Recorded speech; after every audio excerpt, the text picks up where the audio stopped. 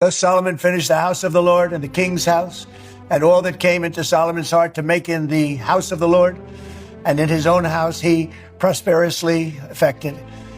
And the Lord appeared to Solomon by night. Hi, praise the Lord. This is Pastor Haman. దేవుని యొక్క మహా ఉన్నతమైన కృపలో వర్ధిల్లుతున్నటువంటి మీ అందరికీ కూడా ప్రభువైన యేసుక్రీస్తు వారి యొక్క ఉన్నత ప్రశస్త అతి శ్రేష్టమైనటువంటి శుభనామంలో మీ అందరికీ నిండు శుభాభివందనాలు తెలియపరుస్తూ ఉన్నానండి.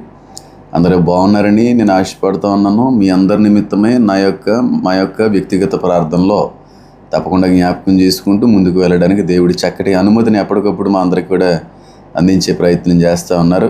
ఈరోజు నాకు శుభకరమైనటువంటి ఒక వార్తను మీ అందరితో కూడా నేను పంచుకోవడానికి నేను ఇష్టపడుతూ ఉన్నానండి. వాస్తవానికి ఎప్పుడెప్పుడా అని చెప్పి 1000 కళ్ళతో ఎదురు చూస్తున్నటువంటి ఆ కళ ఆశ నెరవేరేటువంటి దినాలు చాలా దగ్గరలో ఉన్నాయని చెప్పి దీన్ని బట్టి చాలా చక్కగా అర్థమవుతూ ఉంది. అయితే చాలామంది ఈ రోజుకి కూడా ఈ విషయంలో చాలా నెగిటివ్గా రెస్పాండ్ అవుతూ ఉంటారు. ఎందుకని నేను చెప్పబోయేటువంటి విషయం ఏంటో ఈ పాటికి మీ అందరికీ అర్థమై ఉండాలి. ఏంటి ఆ విషయం అంటే 3వ యెరూషలేము దేవాలయం. అది ఇజ్రాయేలీలు కట్టాలి అనేటువంటి ఒక ఆకాంక్ష ఆలోచన ఎన్నో ఏళ్ల నుంచి కూడా వాళ్ళు కలిగి ఉన్నారు.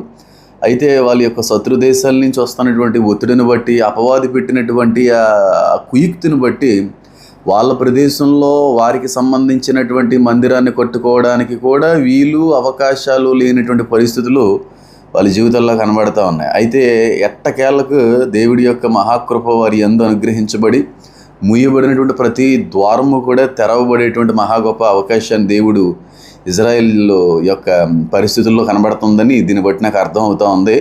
అయితే 3వ యెరూషలేము దేవాలయాన్ని కట్టబోతున్నారు అనేటువంటి మాట చాలా విషయాల్లో నేను మాట్లాడాను, చాలా వార్తలు కూడా సర్క్యులేట్ అయినాయి.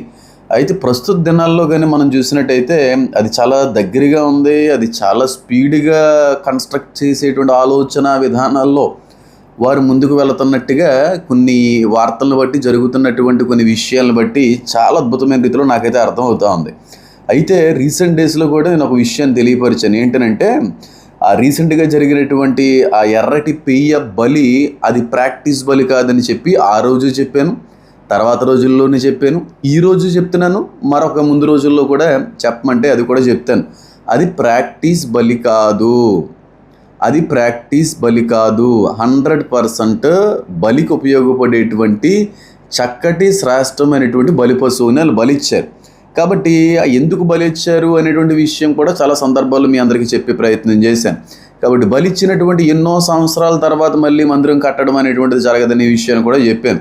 అయితే ఇప్పుడు మన దేశంలో ఉన్నటువంటి మణిపూర్ గురించి మీ అందరికీ తెలిసిందే. మణిపూర్, మిజోరాం ఆ ఏరియాల్లో కొంతమంది ట్రైబల్ మనుషులు జీవిస్తూ ఉన్నారు. ట్రైబల్ మనుషులు, ఆ జాతికి సంబంధించిన వాళ్ళందరూ కూడా ఆ ప్రదేశంలో జీవిస్తున్నారు. వీళ్ళు బెన్ మనషే అనేటువంటి ఇజ్రాయేలీలో తప్పిపోయినటువంటి గోత్రాలకు సంబంధించిన వారు అనేటువంటిది కూడా అందరికీ తెలిసిన విషయమే.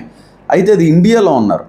ఇజ్రాయేల్కి సంబంధించినటువంటి ఒక జాతి ప్రజలందరూ కూడా ఎన్నో సంవత్సరాల కాలం నాటి నుండి కూడా చెదిరిపోయినటువంటి ఒక జనాంగం మన ఇండియాలో ఉన్నారు అనేటువంటి విషయం చాలా సందర్భాల్లో కూడా చెప్పాను. ఇంచుమించుగా ఒక 19s నుంచి కూడా జరుగుతుంది. ఒక 4000 మందిని ఇజ్రాయేల్ అందరూ కూడా మళ్ళీ వాళ్ళ స్వదేశానికి తెచ్చిపించుకునే ప్రయత్నం చేశారు. అయితే ఈ ఏప్రిల్ 23వ తారీఖున అనగా ఒక 4 days క్రితం మణిపూర్ నుంచి 250 మంది బెన్ మనషే అనేటువంటి గోత్రానికి సంబంధించినటువంటి భారతీయ మణిపూర్ ప్రాంతంలో నివసించేటువంటి ఈ ట్రైబల్ జనాంగం ఇజ్రాయెల్లో అడుగుపెట్టింది. అంటే ఫ్లైట్లో నుంచి వాళ్ళ ఆ దేశానికి వెళ్ళే ప్రయత్నం చేశారు. అనగా అక్కడ ఉన్నటువంటి నెతన్యాహు గారు కూడా దీనికి పూర్తి మద్దతు, పూర్తి ఇన్విటేషన్ కూడా వాళ్ళు అందించినట్టుగా కొన్ని సమాచారం అయితే బయటికి రావడం జరిగిందండి. అయితే ఈ ఫ్లైట్కి సంబంధించిన ఛార్జెస్ కానీ ఇక్కడ నుంచి వాళ్ళని అక్కడికి తరలించేటువంటి విషయంలో భారతదేశం యొక్క ఆమోదం ఉంది, కానీ మొత్తం ఛార్జెస్ అన్నీ కూడా ఇజ్రాయెల్ వాళ్ళే.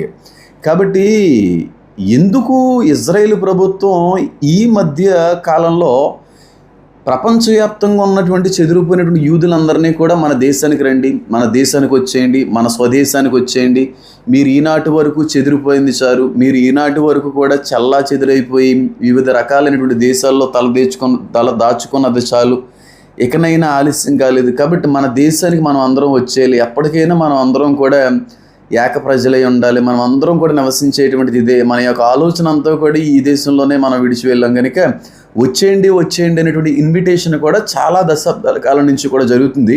అయితే రీసెంట్ డేస్ నుంచి మాత్రం ప్రపంచవ్యాప్తంగా చిదిరిపోయిన యోధా జాతి ప్రజలందరూ కూడా ఇజ్రాయెల్ దేశానికి తిరిగి రావడం అనేటువంటి జరుగుతుంది. బలమైన ఆధారం ఏదన్నా ఉందంటే మన దేశానికి సంబంధించిన మణిపూర్ ట్రైబల్ మనుషులందరూ కూడా, జాతి వాళ్ళందరూ కూడా ఇజ్రాయెల్ దేశంలో అడుగుపెట్టారు. ఎందుకు ఈనాటి కాలంలో ప్రస్తుత దినాల్లో చెదిరిపోయిన యూదులందరినీ మళ్ళీ ఇజ్రాయెల్ దేశం మళ్ళీ తిరిగి ఆహ్వానిస్తూ ఉంది అని ఆలోచన చేస్తే మీ అందరికీ కూడా అర్థవంతంగా ఒక విషయాన్ని చెప్పే ప్రయత్నం చేస్తానండి. అంటే వాళ్ళు 3వ యెరూషలేము దేవాలయాన్ని కట్టుకోవడానికి వాళ్ళ యొక్క స్వజాతిని, జనాంగాన్ని అంతటినీ కూడా మళ్ళీ తిరిగి సమకూర్చుకుంటున్నారు. యోధా జాతి అందరి సమక్షంలోనే 3వ యెరూషలేము దేవాలయం అనేటువంటిది కూడా కట్టబడుతుంది. ఇది అనేక సందర్భాల్లో మీ అందరికీ చెప్పాను. కానీ ఇప్పటికే కూడా కొంతమంది దేవుని యొక్క రాకడికి 3వ యెరూషలేము దేవాలయానికి సంబంధమే లేదు, మనమే దేవాలయమై ఉన్నాము అనేటువంటి కొంతమంది స్కాలర్ కబుర్లు కూడా చెప్తూ ఉంటారు కొంతమంది. అలా అయితే ప్రకటన గ్రంథం 11వ అధ్యాయంలో కనబడేటువంటి ఆ మందిరపు ఆవరణని కొలత వెయ్యక విడిచిపెట్టండి, అది అన్యులకు ఇయ్యబడెను అనేటువంటి మాట ఎందుకు రాయబడింది? దానియేలు గ్రంథంలో ఎందుకు ఆ వచ్చేటువంటి అబద్ధ క్రీస్తు విరోధి బలిని నైవేద్యాన్ని నిలిపివేస్తాడు అనేటువంటి మాట ఎందుకు రాయబడింది? పౌలు గారు రాసినటువంటి తెసలోనిక సంఘంలో సంబంధించినటువంటి పత్రికలో ఎందుకు నిషిద్ధమైనటువంటి వస్తువు ఆ చోట పెట్టబడుతుంది అనేటువంటి మాట రాయబడింది. కాబట్టి ఇదంతా కూడా జరిగిపోయిన దాని గురించి మాట్లాడట్లేదు. జరగబోయేటువంటి రోజుల్లో, రాబోయేటువంటి రోజుల్లో జరగబోయేటువంటి విషయాల గురించి వాళ్ళు అక్కడ రాసే ప్రయత్నం చేశారు. కాబట్టి 3వ యెరూషలేము దేవాలయం అనేటువంటిది కట్టబడుతుంది. 3వ యెరూషలేము దేవాలయం అనేటువంటిది రాకడ గుర్తు. ఇది అందరికీ నేను ఎన్నో సంవత్సరాల నుంచి చెప్పే ప్రయత్నం చేస్తున్నాను. అయితే ఇప్పుడు చెదిరినటువంటి యోధా జాతి అంతా కూడా తిరిగి వాళ్ళ దేశాలకి చేరుకుంటున్నారు. వాళ్ళందరూ కూడా కలిసి కట్టాలి అన్నటువంటి ఆలోచన వాళ్ళు కలిగి ఉన్నారు. అయితే ఇదొక ఆధారం అయితే, రెండో ఆధారం ఏంటో చెప్పమంటారండి? అదో షాక్డ్ అండి. అసలు నేనైతే లిటరల్గా చాలా షాక్ అయ్యాను. ఎందుకంటే ఈ 3వ యెరూషలేము దేవాలయాన్ని కట్టడానికి బలమైనటువంటి సపోర్టర్ ఎవరైనా ఉన్నారంటే అమెరికా, ట్రంప్ గారి యొక్క సమక్షంలోనే 3వ యెరూషలేము దేవాలయం అనేటువంటిది కట్టిపడాలి. లేదు అంటే మాత్రం ఇప్పుడప్పుడే జరిగేటువంటిది కూడా కాదు.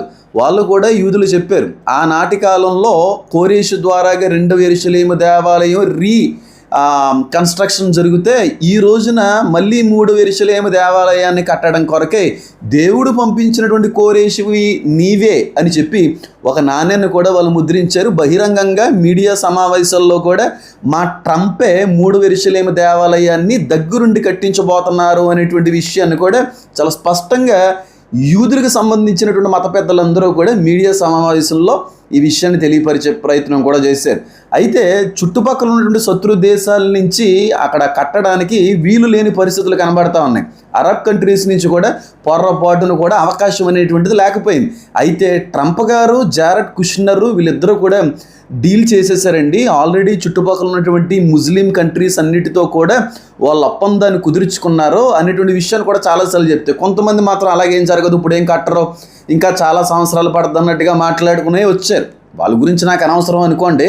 అయితే ఇప్పుడు అరబ్ కంట్రీస్ మనకి అక్కడ కట్టకుండా ఆపుతున్నారు అనేటువంటి విషయాన్ని ఇప్పటి వరకు కూడా ఆ విధంగా మనకి న్యూస్ చెప్తూ వచ్చారు. ఎందుకంటే అక్కడ టెంపుల్ మౌంట్ ఏరియాలో కేవలం ఇజ్రాయెల్ మాత్రమే అధికారం కాదు, కానీ అరబ్ వాళ్ళు కూడా అధికారం ఉంది. అయితే మీకు విషయం చెప్తున్నా చూడండి, అరబ్ వాళ్ళు కూడా కన్విన్స్ అయ్యారు. ట్రంప్ గారి సమక్షంలో దాంతో జరుగుతుంది అన్నాను, ఆ విధంగానే జరుగుతుంది. ఇది గుర్తుపెట్టుకోండి, ఓకేనా? ఇప్పుడు అరబ్ వాళ్ళు కూడా కన్విన్స్ అయ్యారు అనడానికి ఒక అద్భుతమైన విషయం. నేనైతే ఫుల్ షాక్ అండి, మీరు కూడా షాక్ అవుతారు. ఎందుకంటే ఇజ్రాయేలు జనాంగం లేదంటే అక్కడ ఉన్నటువంటి ప్రభుత్వాలు స్వయంగా తయారు చేసినటువంటి మహా గొప్ప ఆయుధం ఏదన్నా ఉందంటే బలిస్టిక్ మిసైల్స్, లేదంటే ఐరన్ డోమ్ అని కూడా పిలుస్తూ ఉంటారు. శత్రువులు వేసినటువంటి ఆ మిసైల్స్ని గాలిలో ఉండగానే పేల్చగలిగేటువంటి సామర్థ్యం కలిగినటువంటి ఒక ఎక్విప్మెంట్, అదొక ఆయుధం. అది ఇజ్రాయేలీల యొక్క జ్ఞానం కొలిది అది రూపొందించబడింది. దాన్ని కొనడానికి, దాని ఫార్ములాని సంపాదించడానికి ఎన్ని దేశాలు డబ్బులు ఇచ్చి అడిగినా సరే వాళ్ళు అమ్మమన్నారు, ఎవరికి చెప్పమన్నారు. చివరికి అమెరికా దేశానికి కూడా ఐరన్ డోమ్ అనేటువంటిది ఇవ్వడానికి వాళ్ళు ఇష్టపడలేదు. అలాంటిది ఈ మధ్యకాలంలో జరిగినటువంటి యుద్ధంలో యుఏఈ కంట్రీస్కి, అంటే అరబ్ కంట్రీస్కి ఐరన్ డోమ్స్ని పంపించింది ఇజ్రాయెల్. అది జరుగుతుందని మీరు అనుకున్నారా? అసలు అరబ్కి మనకి అసలు పొత్తే కుదరదని మనం అనుకున్నారు. నేనైతే అనుకోలేదు, నేను ఎప్పుడు అనుకోలేదు. వాళ్ళు ఒప్పుకుంటారని నేను ఎప్పుడు చెప్పాను. కొంతమంది క్రిస్టియన్ యూట్యూబర్స్ అలా చెప్పుకుంటూ వచ్చారు. కానీ ఇప్పుడు ఐరన్ డోమ్ అనేటువంటిది రీసెంట్గా జరిగినటువంటి ఆ యుద్ధంలోనే కాదు, కానీ ప్రస్తుతం కూడా ఐరన్ డోమ్స్ని యుఏఈకి ఇజ్రాయెల్ వాళ్ళు తరలిస్తున్నారంట. ఇరాన్ వాళ్ళు ఏమన్నా అటాక్ చేసినా, చుట్టుపక్కల నుంచి వచ్చినట్టు శత్రువులు ఏమన్నా దాడి చేసే ప్రయత్నం చేసినా ఇది మీకు బాగా ఉపయోగపడుతుంది అనేటువంటి ఉద్దేశంతో ఈ ఎక్విప్మెంట్ అంతటినీ కూడా ఇజ్రాయెల్ వారు తమంతట తాముగానే అరబ్ వాళ్ళ చేతికి అప్పచెప్పారంటే వాళ్ళిద్దరి మధ్యన ఎంత అద్భుతమైనటువంటి ఒప్పంద కార్యక్రమం అనేది జరిగిందో అర్థం చేసుకోండి. వాళ్ళ మధ్యన ఉన్నటువంటి వైరం అంతయు కూడా కొట్టిబడి వాళ్ళ మధ్యన ఒక చక్కటి శ్రేష్టమైనటువంటి సమాధానకరమైనటువంటి వాతావరణం నెలకొందని ఇంతకంటే పెద్ద ఆధారం ఏం కావాలి? ప్రపంచంలో ఎవరికి ఇవ్వనటువంటి ఆయుధాన్ని ఇప్పుడు అరబ్ వాళ్ళకి ఇజ్రాయెల్ వాళ్ళు ఇవ్వడానికి ఇష్టపడ్డారు కాదు, ఈ మధ్యకాలంలో జరిగిన యుద్ధంలో కూడా అది చాలా ప్రత్యేకమైన పాత్రగా చోట పోషించబడింది. కాబట్టి వాళ్ళందరూ కూడా కాంప్రమైజ్ అయ్యారండి. చుట్టుపక్కల ఉన్నటువంటి ఇజ్రాయెల్ శత్రు దేశాలన్నీ కూడా ఈ విషయంలో బెండ్ అయినాయి. ఓన్లీ ఇరాన్ మాత్రం ఒప్పుకునే అవకాశం లేకుండా పోయింది. పైగా ఈ అటాక్ల ద్వారా కూడా మరింత వాళ్ళు వ్యతిరేకత అనేటువంటిది వాళ్ళు కలిగి ఉన్నారు. అయితే ఇప్పుడు ఇరాన్ లేకుండా తీసి పాడేస్తారు అని అంటున్నారు. అది ఎంతవరకు నిజం? లేకపోతే ఇరాన్కి ఇప్పుడు యుద్ధం జరుగుతున్నటువంటి పరిస్థితికి ఏమన్నా పీస్ డీల్ తీసుకుని వచ్చి ఇప్పుడు ఒక థర్డ్ టెంపుల్ కట్టబోతున్నారు, ఆ విషయంలో మాత్రం మీరు జోక్యం చేసుకోకండి, అలాంటి విషయాల్లో మాత్రం అటాక్లు చేయకండి అనేటువంటిది ఏమన్నా ఇప్పుడు కాంప్రమైజింగ్ డీల్లో ట్రంప్ గారు ఏమన్నా తీసుకుని వచ్చే అవకాశం ఉంది అనేటువంటి వార్తలు కూడా బలంగా వినబడుతున్నాయి. ఏదైనా చుట్టుపక్కల నుంచి మాత్రం ఏ విధమైనటువంటి ఒత్తిడి లేకుండానే 3 యెరూషలేము దేవాలయం కట్టబడాలనే కోరుకుందాం. కానీ ఎంతో కొంత ఒత్తిడి అనేటువంటిది ఉంటుందని మాత్రం నేను నమ్ముతున్నాను. ఇది రెండవ ఆధారం. మూడో ఆధారం చెప్తాను చూడండి. రీసెంట్గా ట్రంప్ గారు 2వ దినవృత్తాంతాల గ్రంథానికి సంబంధించినటువంటి ఆ పుస్తకంలో పాత నిబంధనకు సంబంధించి 2వ దినవృత్తాంతాలకు సంబంధించినటువంటి ఆ గ్రంథం 7వ అధ్యాయము 11 నుంచి 22 వచనాల వరకు ఉన్నటువంటి ఆ లైన్ అంతటినీ కూడా ట్రంప్ గారు అక్కడ ఉన్నటువంటి ఆ సిబ్బంది అంతటినీ కూడా కూర్చోబెట్టి ఆయన సమక్షంలో చదివి వినిపించాడంట. 2వ దినవృత్తాంతాల గ్రంథము 7వ అధ్యాయము 11 నుంచి 22 వచనాల వరకు ఉన్నటువంటి ఆ కంటెంట్ అంతా, ఆ కాంటెక్స్ట్ అంతా కూడా అక్కడ ఉన్నటువంటి పార్టీ పెద్దలందరితో కూడా ఆ సమావేశంలో కూర్చుని ఆయన చదివి వినిపించాడు. అక్కడ ఆ గ్రంథంలో ఉన్నటువంటి మాటలు ఏంటో తెలుసా? సొలొమోనుకి మందిరం కట్టబడేటువంటి విషయం గురించి రాయబడినటువంటి మాటలు అన్నీ కూడా. కావాలంటే మీ దగ్గర బైబిల్స్ ఉంటే ఒకసారి చూడండి. 11వ వచనం నుంచి కన్నా మనం చదివితే, ఆ ప్రకారము సొలొమోను యెహోవా మందిరమును రాజనగరును కట్టించి యెహోవా మందిరమందును తన నగరనందును చేయుటకు తాను ఆలోచించినదంతయు ఏ లోపము లేకుండా నెరవేర్చి పని ముగించెను. ఇదంతా కూడా సొలొమోను ద్వారాగా కట్టబడినటువంటి మొదటి యెరూషలేము దేవాలయం గురించినటువంటి కాంటెక్స్ట్ అదంతా కూడా. ఇప్పుడు అక్కడ ఎందుకు చదువుతున్నారు అనేటువంటి ఆలోచన వస్తే నాకు అనిపించింది ఏంటంటే, థర్డ్ టెంపుల్ కట్టబోతున్నారు కనుక ఆ రోజు సొలొమోను సమక్షంలో ఆ మొదటి దేవాలయం కట్టబడితే ట్రంప్ గారి సమక్షంలో మళ్ళీ ఇదే దేవాలయం మళ్ళీ కట్టబడుతుంది, నా ఆధ్వర్యంలో అది కట్టబడుతుంది అనేటువంటి ఒక మహానందము, ప్రభువునందు అతిశయంతో ఆ లైన్స్ అన్నీ కూడా, సెంటెన్సెస్ అన్నీ కూడా, ఆ వచనాలన్నీ కూడా ఒకసారి తీసుకుని ఆయన చదివి వినిపించే ప్రయత్నం చేసేయడం నాకు అనిపిస్తూ ఉంది. ఎందుకంటే అందరూ కూడా ఫుల్లీ ప్యాక్డే ఉన్నారండి. అందరూ కూడా ఫుల్లీ అటెన్షన్లో ఉన్నారు. వాళ్ళందరూ కూడా ప్రీ ప్లాన్ కలిగి ఉన్నారు. థర్డ్ టెంపుల్ అనేటువంటి దాన్ని కట్టడానికి సంవత్సరాలు టైం పట్టదో. దాని ఇన్ఫ్రాస్ట్రక్చర్ అంతా కూడా ప్రిపేర్డ్ అయి ఉన్నది. దాన్ని ఆల్రెడీ వాళ్ళందరూ కూడా తయారు చేసి పెట్టుకుని ఉన్నారు. సముఖపు రొట్టెల బల్ల కావచ్చు, దీపవృక్షము కావచ్చు, ఇత్తడి గంగాలము కావచ్చు, ఇవన్నీ కూడా వాళ్ళందరూ కూడా ఆ మందిరానికి సంబంధించినటువంటి అడ్డధరలు కావచ్చు, ఇవన్నీ వాళ్ళ దగ్గర రెడీగా పెట్టుకుని ఉన్నారు. ఎర్రటి నూలుపోగు కావచ్చు, హిస్సోపులు కావచ్చు, ఎర్రటి పెయ్య భస్మం కావచ్చు, ఇవన్నీ వాళ్ళ దగ్గర ఆల్రెడీ సెట్ చేసుకొని ఉన్నారు.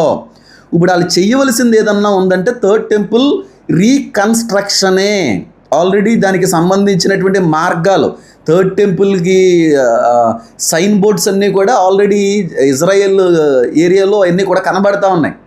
థర్డ్ టెంపుల్కి మార్గం అని, అలాగే ఇజ్రాయెల్కి సంబంధించినటువంటి సైనిక దళాల యొక్క ఆ డ్రెస్ కోడ్ మీద కూడా ఆ థర్డ్ టెంపుల్ బ్యాడ్జెస్ అన్నీ కూడా ఆల్రెడీ వాళ్ళు ప్యాచ్ చేసి పెట్టుకున్నారు. అంతా రెడీగా ఉన్నారండి. కట్టడం ఆలస్యం అండి. ఇప్పుడు ఇరాన్కి సంబంధించినటువంటి యుద్ధం కానీ కాంప్రమైజ్ అయినా లేకపోతే వాళ్ళ మీద పూర్తి స్థాయిలో యుద్ధాన్ని ప్రకటించి అది లేకుండా మట్టు పుట్టించిన తర్వాత జరగబోయేది మాత్రం కన్స్ట్రక్షనే. నాకైతే అర్థమైంది, మీతో పంచుకున్నాను. ఒకవేళ ఇదే మీకు కూడా అర్థమైతే కమెంట్ రూపంలో తెలియజేసే ప్రయత్నం అయితే చేయండి. కాబట్టి ఒకటేమో చెదిరిపోయిన యూదులందరూ ఇజ్రాయెల్కి రావాలని ఆహ్వానాన్ని అందిస్తున్నారు అక్కడ ఉన్నటువంటి ప్రభుత్వాలన్నీ కూడా. రెండవదిగానేమో ఏదైతే 3 యెరూషలేము దేవాలయాన్ని కట్టడానికి ఈనాటి వరకు కూడా అనుమతి అనేటువంటిది ఇవ్వకుండా ఉందని మనం అనుకున్నామో, ఆ అరబ్ కంట్రీస్తో ఇజ్రాయెల్ దేశం చక్కటి ఒప్పంద కార్యక్రమాన్ని కలిగి ఉన్నారు. వీరికి సంబంధించినటువంటి ప్రత్యేక ఆయుధ సామాగ్రిని కూడా వాళ్ళకి అందించే ఆలోచనలో వాళ్ళు ఉన్నారు, అందించారు కూడా.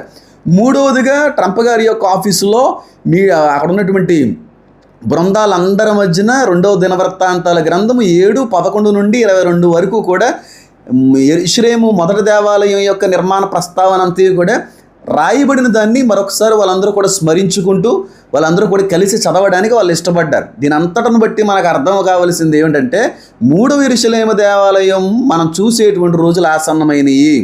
మన కళ్ళతో మనం ఆ దేవాలయాన్ని చూసే మహా గొప్ప ధన్యత దేవుడు మనందరికీ కూడా అనుగ్రహించే కాలం సమీపించిందని నేనైతే నమ్ముతా ఉన్నాను. అన్నిటికీ మించి దేవుని యొక్క మహా గొప్ప దివ్య రాకడ వేళ చాలా చాలా దగ్గరగా ఉందని, ఇదంతా కూడా అంత్యకాల రాకడ సూచనలో ఒక బలమైనటువంటి సూచన నెరవేరబోతుంది అనేటువంటి విషయాన్ని కూడా మీ అందరూ కూడా తెలియపరుస్తూ ఉన్నానండి. కాబట్టి ఇంకా ఆలస్యము అనేటువంటిది చేయడండి. రానే ఉన్నవాడు ఆలస్యము చేయక త్వరగా వచ్చుచున్నాడు అనేటువంటి మాట నెరవేరేటువంటి కాలానికి మనం అందరం కూడా వచ్చేసాం. కాబట్టి మనం ఇంకా చేయవలసింది చూడవలసింది ఏదన్నా ఉందంటే రానయ్య ఉన్న ప్రభువైన యేసుక్రీస్తు వారి యొక్క రాకడ మాత్రమే. సంఘం ఎత్తబడేటువంటిది మాత్రమే ఆలస్యమైంది. దానికంటే ముందుగా ప్రభుత్వాలన్నీ కూడా ఏలియన్స్ అనేటువంటి ఉన్నాయి అనేటువంటి బహిరంగ ఆధారాలన్నీ కూడా ఎప్పుడైతే విడుదల చేస్తారో దాని అనంతరమే రహస్య రాకడ అనేటువంటిది కూడా జరుగుతుంది అనేటువంటిది బలమైన ఆలోచన అభిప్రాయం కలిగి ఉన్నటువంటి సేవకుడిగా నేను ఈ మాట అయితే చెప్తా ఉన్నాను. కాబట్టి సంతోషించండి. సంతోషించడంతో పాటుగా బలమైన ప్రార్థన ఇజ్రాయెల్ యొక్క క్షేమం కొరకు కూడా మనం చేయవలసిన అవసరం ఉంది. అమెరికా యొక్క క్షేమం కొరకు, ప్రపంచ శాంతి కొరకు, మన దేశం యొక్క క్షేమం కొరకు కూడా చాలా చాలా ఖచ్చితంగా ప్రార్థించవలసిన వారే మనమందరం కూడా ఉన్నామని మరొకసారి మీ అందరూ కూడా ఈ విషయాన్ని గుర్తు చేస్తూ ఉన్నాను. కాబట్టి సిద్ధపడండి. అనేక మందిని సిద్ధపరచడానికి మీ యొక్క ప్రయత్నాలు మీరు కూడా చేయాల్సిందిగా నేనైతే కోరుకుంటా ఉన్నాను. మరొకసారి దేవుని పేరట మీ అందరికీ కూడా శుభాలు తెలియపరుస్తూ ఉన్నాను. God bless you. God bless you all. Amen. Amen. Amen.